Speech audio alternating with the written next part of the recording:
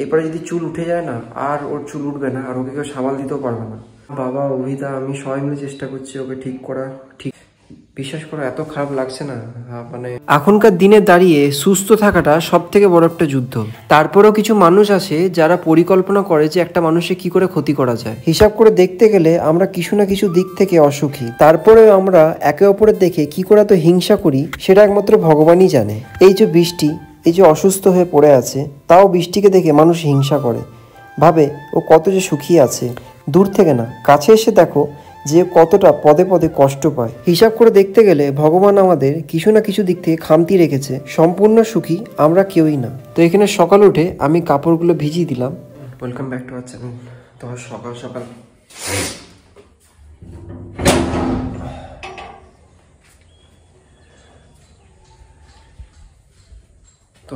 সকাল এই ঘরের অবস্থা, উঠে সব বাগাতে হবে। মোটামুটি যতটা পেরেছে বাগানো হয়েছে। বাগানো গোছানো ঘরের অবস্থা খুবই খারাপ, সব ধীরে ধীরে করে ভাগাবো। ওর বৃষ্টি এখন ঘুমাচ্ছে। ও এখন কালকে মা এসেছিল, এসে চা করে, এই চা বলছি সরি, রুটি করে দিয়ে গেছে। তো রুটি আর চা, রুটি খাবো, এখন খেয়ে দিয়ে কাজে লাগবো। জামা কাপড় কাচবো, ওই জন্য জলটা গ্যাসে গরম করতে বসিয়েছি। সব চিট হয়ে গেছে, চাদর ফাদর তো যাচ্ছে তো অবস্থা। বাড়িতে একদম ধুলো বালি বালি হয়ে গেছে, সব পরিষ্কার করতে হবে। নতুন, বুঝতেই পারছো, শিফট করতে প্রচুর সমস্যা, বাপরে। আর তার মধ্যে যা ঠান্ডা পড়েছে এদিকে, প্রচণ্ড পরিমাণে ঠান্ডা, যাচ্ছে তো এবার ঠান্ডা পড়েছে। তো আমাদের ঘরে একটা কুয়ো আছে, সেই কুয়ো থেকে জল তুলে নিচ্ছি। এই কলটা আছে, কলটা থেকেও জল পড়ে, আবার কুয়ো থেকেও জল তুলে নিচ্ছি যাতে তাড়াতাড়ি একটু কাজ করতে পারি সেই কারণে। কারণ কুয়োর জলটা রোদে দিয়ে দেবো সকাল উঠে, তাহলে ওটা থেকে চান করা যেতে পারে সেই জন্য। আর কুয়োর একটা ভালো জিনিস কী জানো তো, শীতকালে গরম হয় আর গরমকালে ঠান্ডা হয়, এই জন্য না কুয়োর জলে চান করতেও ভালো লাগে আর জলটাও ভালো।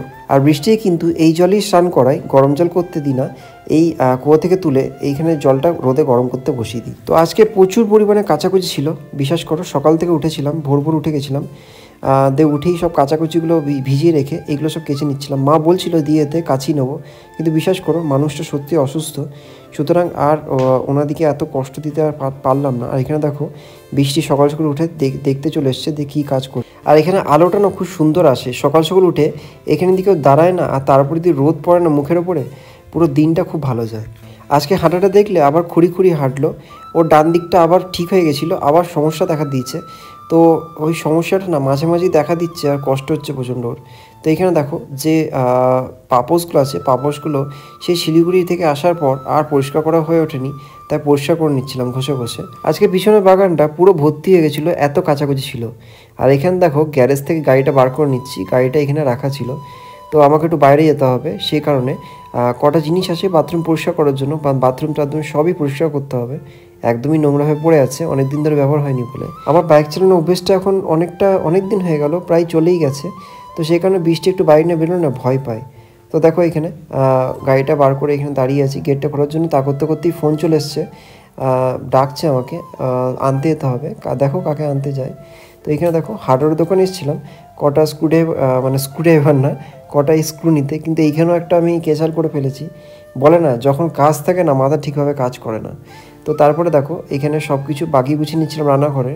তো এখানে মোটামুটি বাগিয়ে উঠে ফেলেছিলাম, প্রায় 2 থেকে 3 দিন টাইম লাগবে আমি জানতাম। তো এখানে সকালে উঠে, এটা পরের দিন, দুধটা গরম করে নিচ্ছিলাম, দুধটা গরম করে চা বানাবো। আর বাসি কিছু রুটি আছে, বাসি রুটি খেতে না দারুণ লাগে, বিশ্বাস করো। যে যা বলছো বলো, কিন্তু এই দুধ চা আর বাসি রুটির মতো খাবার কিচ্ছু হয় না। হ্যাঁ, বৃষ্টিকে দিই না, আমিই খাই, কারণ আমার খুবই ভালো লাগে বাসি রুটি। দেখো একতরফা কেচে দিলাম, শুকিয়ে গেছে, আবার দুপুর দিক করে আরেক তরফা কাচবো। তো কাঁচা শেষ হয় না, কেচেই যাচ্ছি শুধু সকাল বিকাল মিলে। এত জিনিস ময়লা হয়ে গেছে, বিশেষ করে ওইখানে জায়গাটা ছোট ছিল, আর ছাদে আর কতটা ছাদ, প্রায় 4 তলা ছাদ, ওই গিয়ে মেলা। তারপরে কি একটা লিমিটেড ছিল যে এর বেশি আমি মিলতে পারতাম না। আর এখানে তো সেই জিনিসটা নেই, এখানে নিজের মতো করে সব কিছু করতে পারবো, আর এখানে সেই রেস্ট্রিকশন ছিল। এইসব কাজগুলো করার পর অর্ককে আবার দিতে যেতে হবে। তো এখানে কত কাচাকুচি এসে দেখো, এগুলো পুরো ময়লা চিট হয়ে গেছে।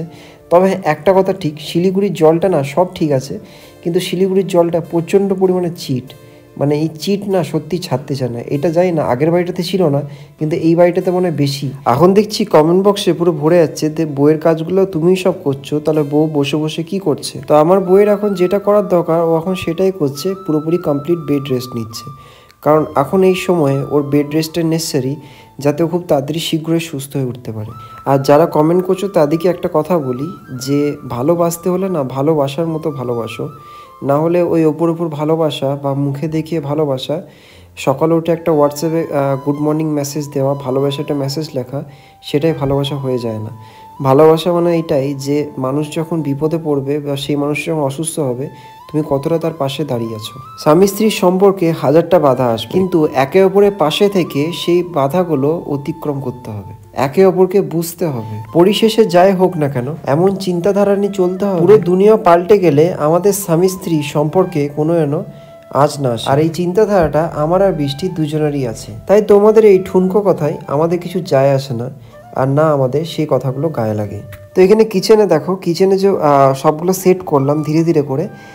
জিনিসপত্রগুলো রাখার না র্যাকটা করবে, মানে র্যাকটা এখনও হয়ে ওঠেনি করা, তো র্যাকটা পরে বানানো হবে। তো তা করতে করতে ততদিনে এই যে ছোটো মতো আমাদের শিলিগুড়িতে কিনেছিলাম 3টে থাক, ওই 3টে থাকের মধ্যে একটা থাকে রেখেছি অর্কর ঘরে, একটা থাক রেখেছি এই ঘরটায়, আর একটা থাকে ওই জিনিসপত্র রাখার জন্য করলাম। এখানে দেখো বৃষ্টি উঠে গেছে, ওঠার পর এই জিনিসপত্রগুলো ধীরে ধীরে করে সব গুছিয়ে নিচ্ছিলাম, এই সব কিছু বিছানাটা ঝেড়ে নিচ্ছিলাম। এইখানে ভাবছিলাম যে একটা ম্যাট্রেস কিনবো, কিন্তু ম্যাট্রেস কেনার মতো এখন সমর্থ নেই, পরবর্তীকালে কিনবো, হয়তো নেক্সট উইকে বা হয়তো পরের মাসে কিনবো। এখন সেরকম প্ল্যানিং কিছু হয়নি, আপাতত এটা নিয়ে এখন কাজ চালাই, এটাতে হয়ে যাচ্ছে আমাদের। আর এইদিকে দেখো ঘরগুলোতে এত সুন্দর আলো আসে না সকাল সকাল উঠে, যে মনে হয় যে বিছানার উপর বসে বসে এই রোদ আর আলো, রোদও খুব সুন্দর ঢোকে আর আলো এত সুন্দর আসে না। আর একটা সুবিধা কি হয়েছে না, তো এই খাটটা বড় নেওয়ার পর না অনেকটা সুবিধা হয়েছে, অর্কর আর বৃষ্টির শুতে অনেকটা সুবিধা হয় এখন। মানে বৃষ্টির অর্কর না একটু স্পেস চাই, বিশেষ করে বৃষ্টি, কারণ ওর শরীর খারাপের পর থেকে না ও ঠিক করে না, মানে কেমন একটা বেশ জড়ো হয়ে যাচ্ছিল। ফ্রি স্পেস চাই ওর শোয়ার জন্য, নাহলে ওর ভাল লাগে না, ইরিটেটেড লাগে। আগে জিনিসটা ছিল না, কিন্তু এই শরীর খারাপ হওয়ার পর থেকে না লাগে। আর অর্ক না গায়ের উপর পা চাপায় বৃষ্টি, সে কারণে একটু অসুবিধাও হয়, কিন্তু এখন আর সেই ধরনের অসুবিধা বা প্রবলেম ফেস করতে হচ্ছে না। সবাই ঠিক মতো করেই মোটামুটি এখন চলে যাচ্ছে। এবার দেখা যাক, বৃষ্টি যতদিন সুস্থ হবে ততদিন আমাদের জন্য মঙ্গল। তবে সকাল থেকে বৃষ্টির শরীরটা দেখেই বুঝতে পারছি যে ভালো নেই, কারণ ও মাঝে মাঝে দেখছি ও বলছে মাথায় ব্যথা করছে, আর ও চলতেও একটু অসুবিধা হচ্ছে, কারণ এটা সামান্যতম যতদূর সম্ভব এই শীতকালটার জন্য না আরও হট করে এখানে ঠান্ডাটা পড়ে গেছে না, ও সেটা নিতে পারছে না। যতই হোক একটা জায়গা থেকে অন্য একটা জায়গায় এসছি, যেহেতু রিলোকেট করেছি, তা অসুবিধা তো ফেস হতেই হবে। দুটো জায়গা ওয়েদার, দুটো জায়গার জল একদমই চেঞ্জ হয়েছে, একটু অসুবিধা হচ্ছে। তবে হ্যাঁ, যেহেতু এখন ওষুধ বন্ধ আছে, ডক্টরের সঙ্গে কথা বলেছি, ডক্টর বলেছে খুব যদি অসুবিধা হয় তখন হয়তো আবার ইঞ্জেকশনটা ওকে দিতে হতে পারে, কিন্তু এই মুহূর্তে দিতে চাইছি না, কারণ ইঞ্জেকশন দিলে আরও অসুবিধা হবে, ওর কষ্ট হবে, তখন আবার সারা রাত ঘুমাতে পারবে না। যেমন গায়ে যেমন অ্যাসিড ঢাললে জ্বালা করে না, ঠিক সেরকম ছটপট করতে লাগে। তো এখানে দেখো শুয়ে শুয়ে না, যেহেতু খাটটা বড় তো আর জায়গাটাও অনেকটা আছে, ভেতরটা অনেকটা না ডাস্ট হয়ে গেছে, আগের দিন ড্রিলিং করেছিল, তো সে কারণে ড্রিলিং করে ঝাড় দেওয়া হয়েছিল, তাও হয় না, এখানে দুর্গাপুরের ডাস্টটা প্রচুর পরিমাণে, ভেতর অব্দি ঢুকে না ঝাড় দিতে হচ্ছে। নিয়ে যাচ্ছি ও দিদার কাছে, ও দিদা সকাল থেকে অর্ক করছে, তাই তো খেপা রাগ হয়েছে আবার, দিদা মন খারাপ করছে, ওর দিয়ে আসবো, তাই তো অর্ক, চলো সোয়েটারটা পরে দাও, সোয়েটারটা পরে ও রাগ খুব জেদ হয়েছে না রে তো, মা বকে দিয়েছে বলে আবার ওখানে যাই চুটি পরে, ওটা মুছলাম না এখনই, দেখ এই মুছলাম ঘরটা। তবে একটা কথা জানো তো, শিলিগুড়িতে না একটা পজিটিভ ভাইবটা পেতাম না, যতই হোক একটা নিজের বাড়ি, নিজের জায়গা, জানা পরিচিত জায়গা তো, সেই জন্য হয়তো ওইখানে একা থাকতাম, অনেকটা অসুবিধা হতো। আর এখানে দেখো ক্যামেরা করতে করতে দেখছি আজকে দুপুরের খাওয়া দাওয়া বলতে ভাতটা বাড়িতে করেছি, মা বাকি তরকারি পাঠিয়েছে, আর অল্প কনিষ্কটি খাচ্ছে। এটা কি?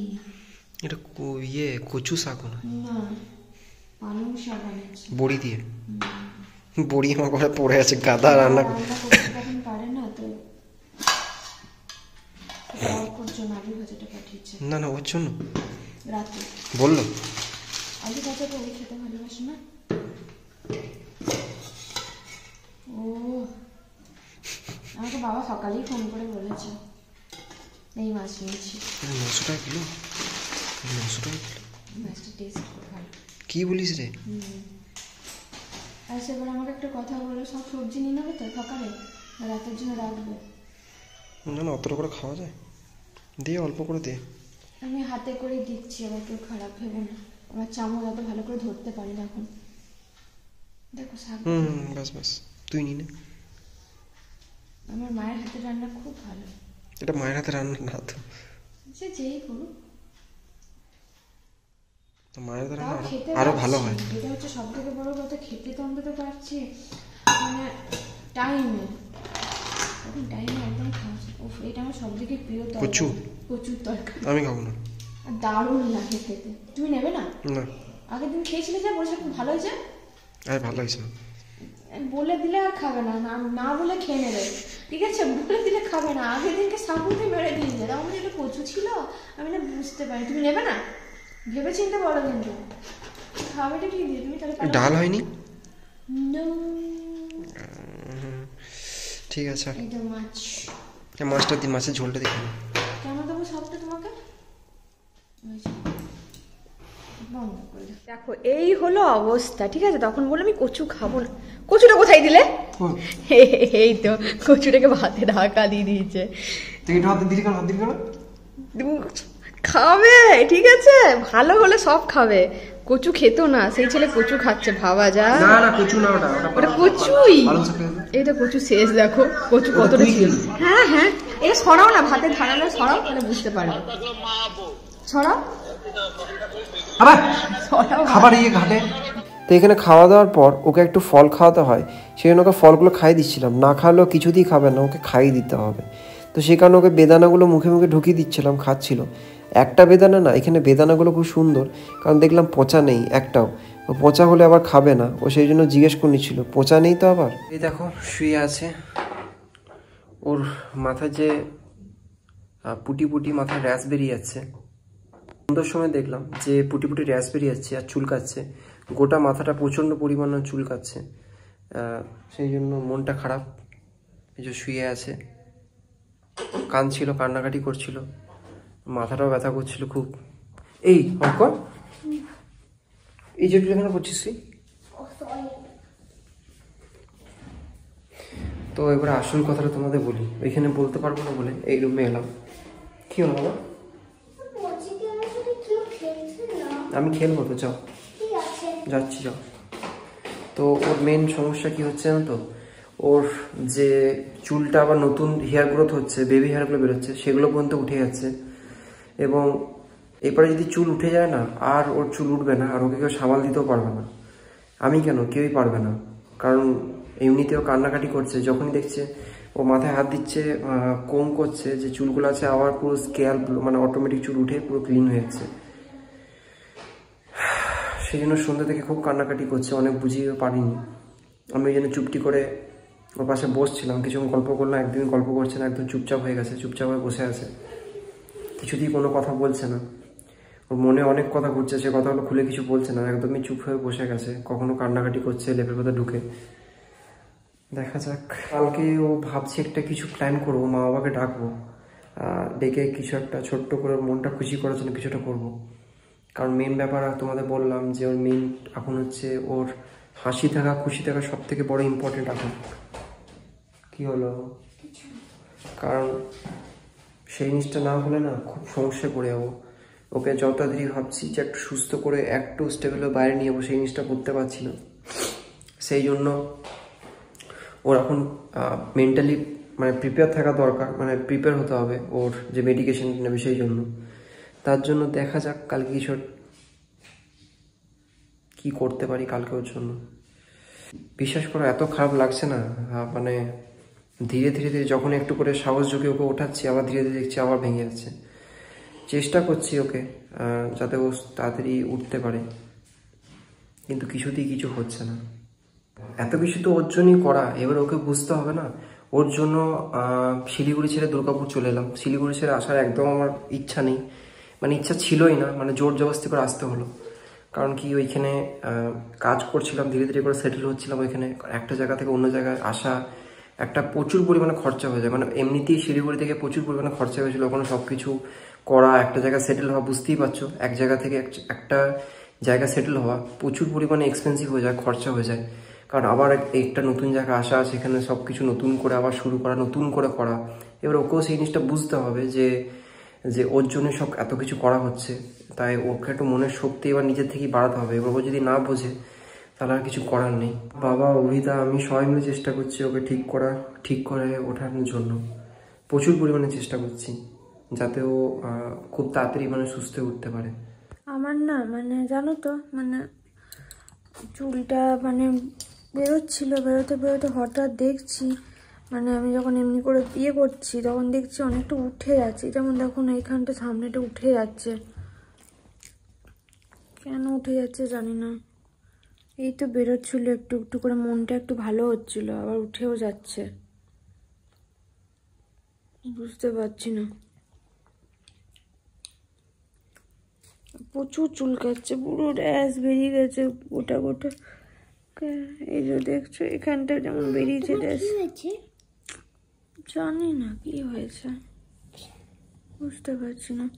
তারপরে এরকম প্রত্যেকটা হয়ে যাচ্ছে, যদিও ওষুধের জন্যই হচ্ছে, কিন্তু চুলটা আবার উঠে যাচ্ছে কেন? এই জায়গাটা ফাঁকা হয়ে গেছে, চুলটা উঠে যাচ্ছে আবার। তো দেখো, সকালে মা খাবার পাঠিয়েছিল, সে খাবারে সব মাছটা আর কচুটার তরকারিটা ছিল, শুধু ভাতটা আমার করতে হলো, আর দুধটা এনেছিলাম। এইখানে একটা সুবিধা কি জানো তো, এই কলকাতার দুর্গাপুর সাইডে না রেড কাউ দুধটা পাওয়া যায়।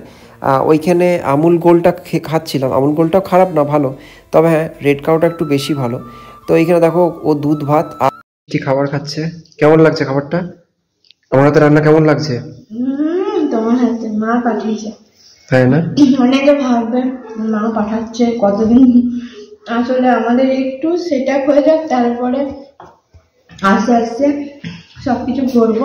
আসলে প্রীতম ঘরের কাজগুলো করছে তো, তাহলে এত কিছু করতে পারছে না, ওই কারণে মা পাঠিয়ে দিচ্ছে। মারা এরকমই হয়। তো তারপরে কি আমি খেতে পারছিলাম না, একটু ভালো লাগছে, এই জন্য মাছ টাছ পাঠাচ্ছে।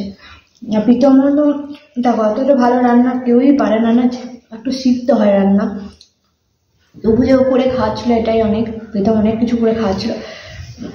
প্রীতম নিজে খেতে পারছিল না বরঞ্চ রান্না, তো আমার প্রীতমও খেতে পারে না। গেল একটা এইদিকে পরোটা বানিয়ে পাঠিয়েছে অল্পর জন্য, আলুর পরোটা খাবো করে মাথা খারাপ করে দিয়েছিল, এই জন্য এটা কোথায় গেল? খাবি না আলু পরোটা? খাবি না? আমি খেয়ে নিচ্ছি তাহলে, চা। হ্যাঁ হ্যাঁ, একবার তো খাওয়া হয়ে গেছে।